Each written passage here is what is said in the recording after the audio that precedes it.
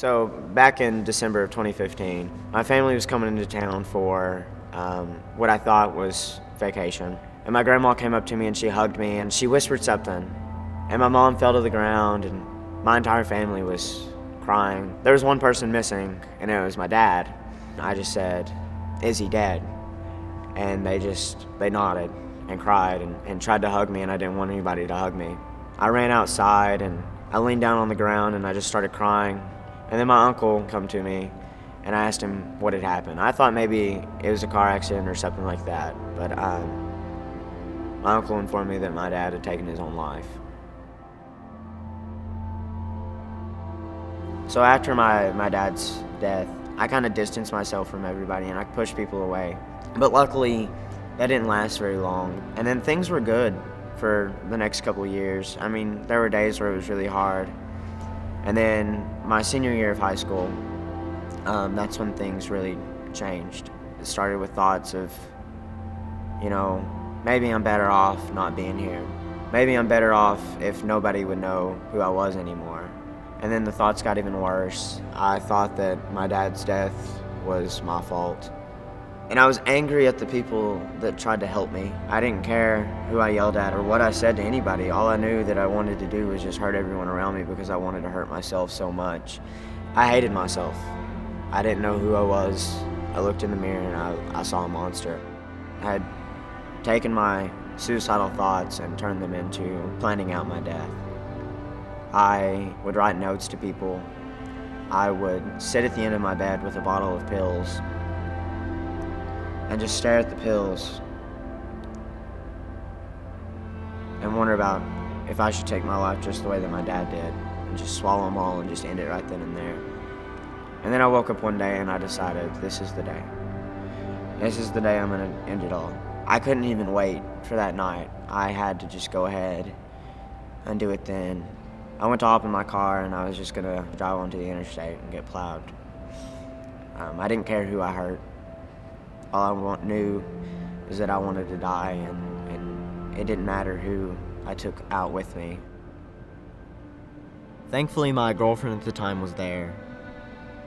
She asked me why I was acting the way I was acting. And for the first time, I admitted that I was ready to die.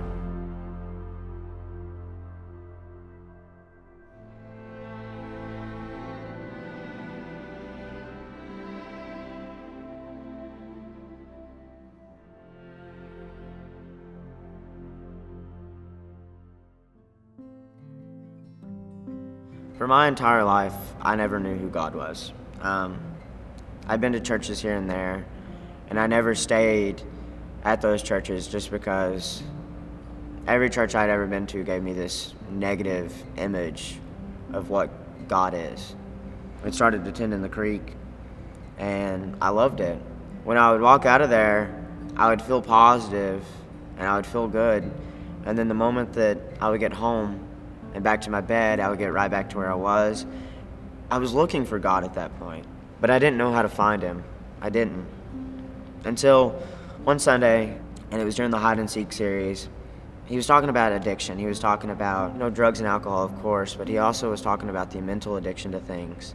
He asked us to bow our heads and raise our hand if we were struggling with any form of addiction. And then I decided to raise my hand. And when I raised my hand, the most overwhelming feeling came into me. My eyes flooded with tears of joy. I was so happy, but I didn't know what I was happy about. In that very moment, God told me that everything was going to be okay. Well, then the next Wednesday, I decided to go to Up Front. Oddly enough, the conversation was about suicide. In 2003, I was 16 years old, and I sat on my bed in the middle of the night, and I was clenching a knife as tight as I possibly could clench it.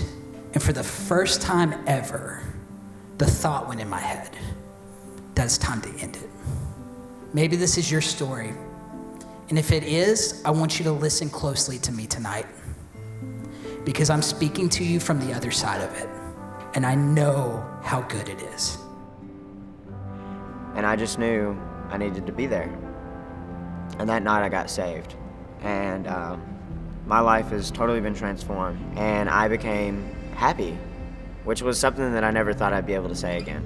Then I started asking if I could volunteer at the church. Next thing you know, I'm filling out an application, and I'm an intern with the Creek, and I get to work every day in this church. I get to see all the things that go into making this church what it is, and it makes me so happy that I'm a part of that. And now I'd like to become a youth pastor so that way I can help as many kids as possible. I see that so many of them are in the place that I was not so long ago. Looking back on it now, if I didn't have the church, if I didn't have the people that influenced me to go to church, if I didn't have any of those people, I wouldn't be here right now.